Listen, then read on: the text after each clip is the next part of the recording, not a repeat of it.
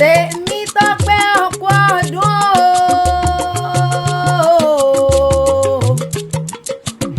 Ọmọ Adua aya Adébáyọ̀ ọmọ wọn kú yèédún ọdún re lọ́mọ ṣe nínú ọlá nínú re gbogbo ta ikú ti ṣe balẹ̀ ọ̀rọ̀.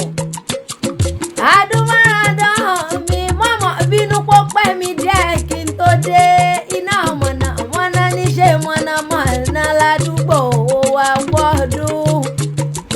Ọkùnrin dùn ọlọ́run oníjọ́ parẹ́ máyé yìí láyé alára bí oníjà yóò sọnù lọ́wọ́ rẹ̀ báyé bá bọ́ lọ́wọ́ ẹni ọ̀dẹ làádì. Ọ̀pọ̀ àmọ́rí pé ọdún mọ̀mọ́jọ́ mi lójú ọ̀ nífẹ̀lẹ́ ìsàṣemọ̀ lágbára ọlọ́run ọba. Adúmáradán arẹwà lóbìnrin eyín ṣe dédé ẹnu gbogbo nǹkan nífi ìwò mi ọ̀pọ̀ ọdún. Ọmọ Adua láti wẹ̀rẹ̀ báyìí ní tèkú tẹ́lẹ̀ bọ́ gbóhùn mi ọ̀tá tí wẹ̀rẹ̀ mi ò pé ọ ti kú. Mo pè ọ́ sówó mo pè ọ́ sọ́lá àpèlà ní pé ọ́ sí ọ nígbà wọn jẹ́ pé ọ̀run alákejì ọ̀pọ̀ ọdún. Ìlọrin àfọ̀njá ẹnu dojú yọ sí jẹ́ wọ́n rí lé wá. Ọmọ akéwù ṣọlá ọmọ àfàdúrà sọ̀rẹ́ ọmọ ajíbi kálámù dáwọn lẹ́kùn àṣẹ kọ́ńdúkọ́ńdú. Wọ́n èé lùlù lágbàjì kéwù ni wọ́n tẹ́ nílé bàbá tó bí ọlọ́mọ.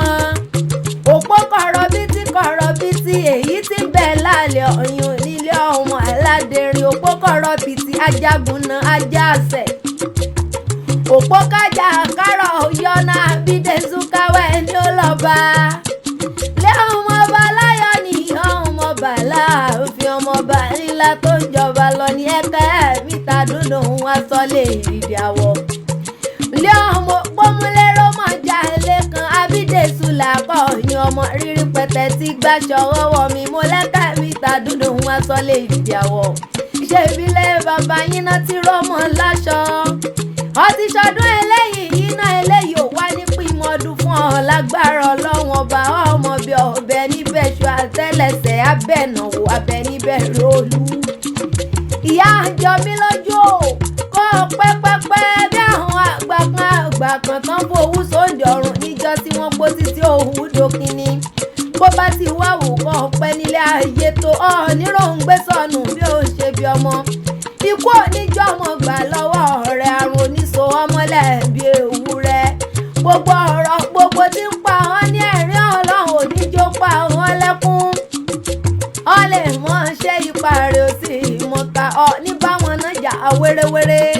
Temitope Adúmáradán ọ ní báwọn náà jà wàràwàrà agara onídà ọ nílé ayé.